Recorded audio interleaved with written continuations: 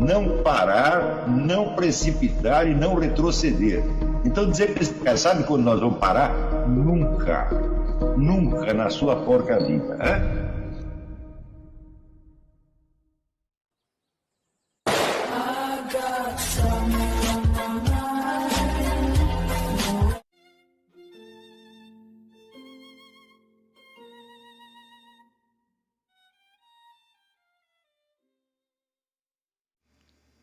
E aí pessoal, tranquilo? Então vem aqui antes do vídeo começar, pedir para vocês se inscreverem, quem não for inscrito, compartilhar, curtir, comentar. Quem puder seja membro do canal, que isso ajuda bastante. Tem também o link do Apoia-se. Quem puder ajudar nosso canal e apoiar financeiramente vai ser muito bem-vindo. Mas o mais importante é transmitir o conteúdo e os conhecimentos do professor Olavo de Carvalho para mais e mais brasileiros. Então compartilhe e ajude aí nossa causa. Muito obrigado a todos os membros, apoiadores do canal. Fico muito feliz. Tenho certeza que a gente está no caminho certo. Então fiquem com o vídeo e até mais. Valeu! Entendeu? Então você vê como uma circunstância extremamente antagônica pode ser absorvida e ela se transforma no material da realização da vocação. Está compreendendo? Então, aí, esta tensão, quanto mais você for capaz de absorvê-la e trabalhá-la, mais você fortalece o seu caráter e mais conteúdo humano, tá certo? Começa a ter todo o seu trabalho intelectual. Está compreendendo? Ora,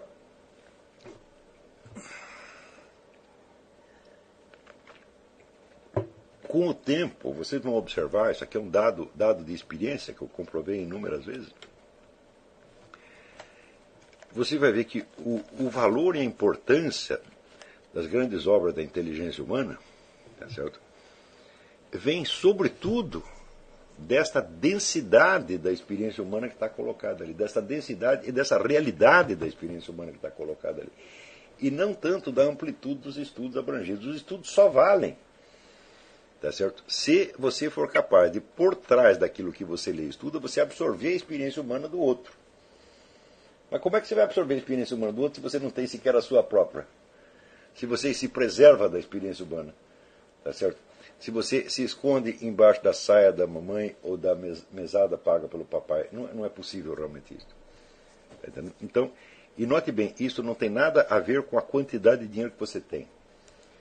Pessoas que têm, se você estudar, por exemplo, junto com a vida de Leon Bloch, você estudar a vida de Goethe, que foi exatamente o contrário. Foi um sujeito que sempre foi ajudado, sempre teve sorte, sempre teve tudo na vida, tá certo? Sempre foi aplaudido, ajudado, amado, protegido, etc, etc, etc. Você vê que é exatamente a mesma coisa. Porque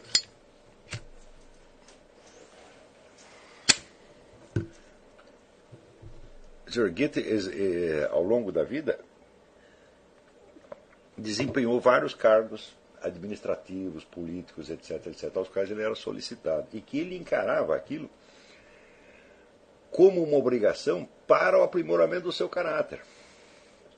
Embora ele não tivesse a necessidade econômica daquilo. Quer dizer, ele sacrificava horas que ele poderia dedicar à sua criação poética, tratando de assuntos diplomáticos, administrativos, políticos, etc., etc., que tinham para ele a função, vamos dizer, de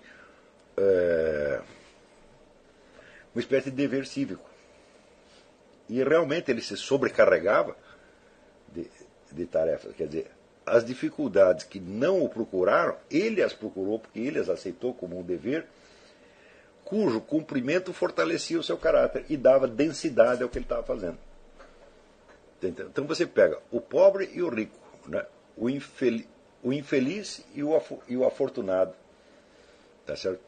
O homem marginalizado, reduzido à mendicância, e o filhinho de papai colocado nos mais altos postos da sociedade, e você vê que é exatamente a mesma coisa, porque são dois homens de extrema seriedade, dois homens de gênio e de extrema seriedade na realização da sua vocação. Está compreendendo? O problema, portanto, é exatamente o mesmo. Isso é muito importante você entender. Quer dizer, quer você tenha todos os recursos, quer você não tenha nenhum, o problema será exatamente o mesmo.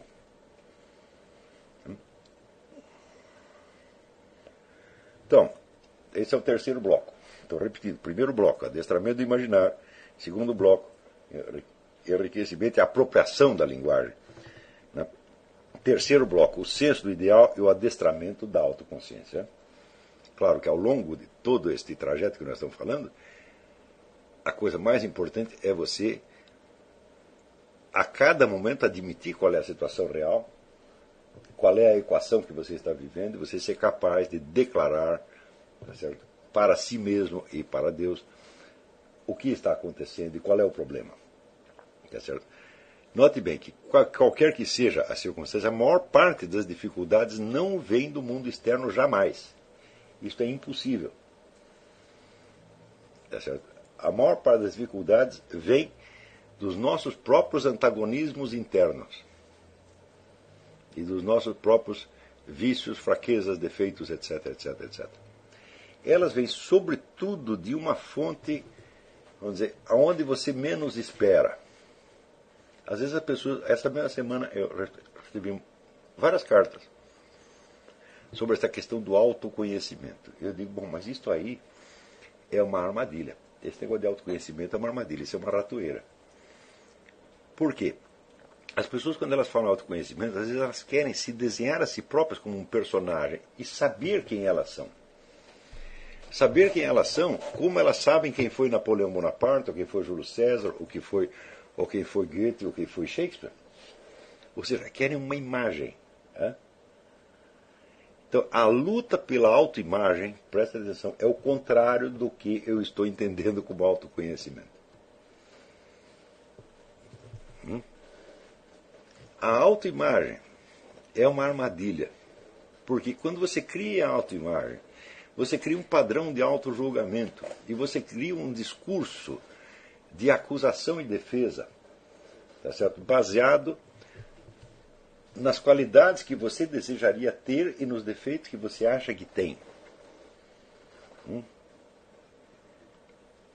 E este discurso de acusação, discurso interior de acusação e defesa vai comer horas preciosas e uma energia preciosa vamos dizer, da sua mente.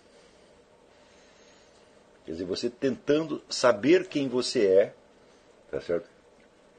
Entre o ideal que você proclamou e que serve como padrão de julgamento, como se fosse, vamos dizer, o ideal cria o seu código penal, né? O ideal já vem com um monte de acusações, né? E penalidades. E, por outro lado, tem aquele que você é realmente, o que você acha que foi realmente até agora, e que é, então, né, o réu, que por um lado se acusa e por outro lado se defende. Tá certo? Ora, o que você é realmente, tem duas coisas que você é. Você é aquele que num dia morre e que tem uma história que você já, uma vez morto, você não pode mudar mais. Então essa é a sua biografia nesse sentido. Mas enquanto você está vivo, você não é a sua biografia, você é a sua consciência. E a consciência é aquela que está tentando tornar-se algo, tá certo? Com os recursos que a vida lhe deu, recursos internos e externos que a vida lhe deu. Tá certo? Isso é o que você é. Acontece que, se a consciência ela só existe nesta luta, tá certo? Ela não tem uma forma determinada. Ela está constantemente adquirindo novas formas e ampliando a sua forma, tá certo? E absorvendo as formas anteriores. Então ela não tem imagem. Então, você é como se você fosse apenas, vamos dizer, um certo foco de luz que ilumina o que há de obscuro em torno e dentro de você. É isto que você é e só isto que você é. Esta consciência, vamos dizer, este eu operante, ele não tem forma, ele não tem imagem, ele não tem história, porque a história dele está mudando, ele está fazendo a história agora mesmo. Tá certo? Então, ele não pode se descrever a si mesmo como a gente descreve um personagem, ou como descreve uma pessoa que nós conhecemos, tá certo? não pode, sobretudo, não pode se descrever através de qualidades que ele se atribui, dizendo, eu sou preguiçoso, ou eu sou trabalhador, né? ou eu sou corajoso, ou eu sou fraco, ou eu sou forte, ou eu sou isso, eu sou aquilo. Ele não pode, porque tudo isto são apenas elementos que estão em permanente transmutação. Nenhuma dessas qualidades se incorpora a você definitivamente. E se você quer se conhecer através do perfil das suas qualidades, você está se prendendo dentro de uma ratoeira. Está compreendendo? Então, a luta pela autoimagem é o contrário da luta pelo conhecimento. Você está entendendo? O que é você? Você é aquele que fala com Deus. Existe o observador onisciente, que é Deus, ele sabe, conhece você muito melhor que você. E na hora que você fala com ele, você sabe que o que quer que você diga é falso. É só parcialmente verdadeiro, mas é falso, não é exato. Exato, conhecimento exato de você, só ele pode ter, porque ele já sabe qual é o fim da sua vida. E você não sabe.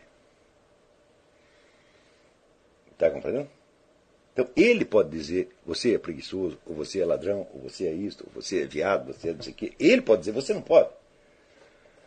Tudo que você diz de você, tá certo? São imagens provisórias que, se elas se colarem em você de maneira definitiva, você está lascado. Está compreendendo? Ora, acontece que quando a autoimagem das pessoas se dissolve e sobra somente este núcleo de consciência, né, elas pensam que elas ficaram malucas. Porque elas pensam que elas já não se conhecem mais. Eu digo, não, era antes que você não se conhecia. Agora você sabe quem você efetivamente é. Você é somente esta consciência. Está entendendo? E quando chegar nesse momento, você não se preocupa mais com você. Você se preocupa somente com os elementos objetivos reais, tá certo? E com o seu dever, o dever que você tem a cumprir, com o que você tem a fazer. Tá certo? E você passa de uma espécie de autocontemplação passiva, tá certo? Viciosa, a uma autocriação permanente. Você passa uma atividade do eu. Agora você não é mais um retrato, você é uma atividade, você é uma ação. Estão compreendendo? E aí você começou a se conhecer exatamente porque Deus fez você para ser assim. Está compreendendo?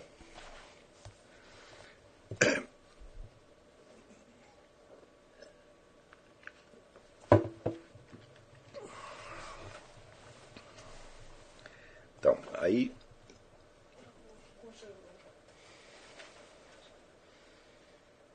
Epa, será que perdeu alguma coisa aí? Não, congelou na última frase. Então começa de novo. Tá acompanhando?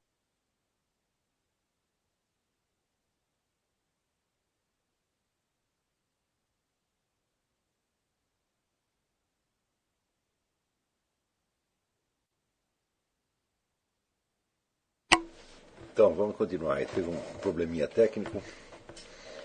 Muito bem, então esses são os 3 primeiros blocos. O adestramento do imaginário, o enriquecimento da linguagem e o senso do ideal e adestramento da autoconsciência. O 4º bloco é a aquisição das ferramentas da investigação erudita, da pesquisa erudita.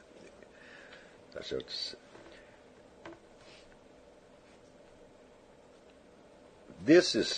Todos esses blocos mencionados até agora, o único que entra um pouco no ensino universitário, tal como atualmente acessível no Brasil, é esse 4º, se bem que fornecido de maneira extremamente deficiente.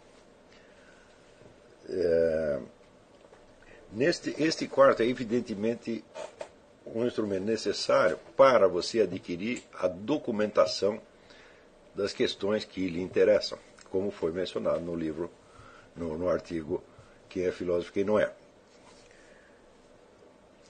Existe uma infinidade de bons livros nos quais você pode adquirir esse treinamento, porém você vai ter sempre que adequar a coisa às condições do país onde você está e do momento em que você vive. Tá certo?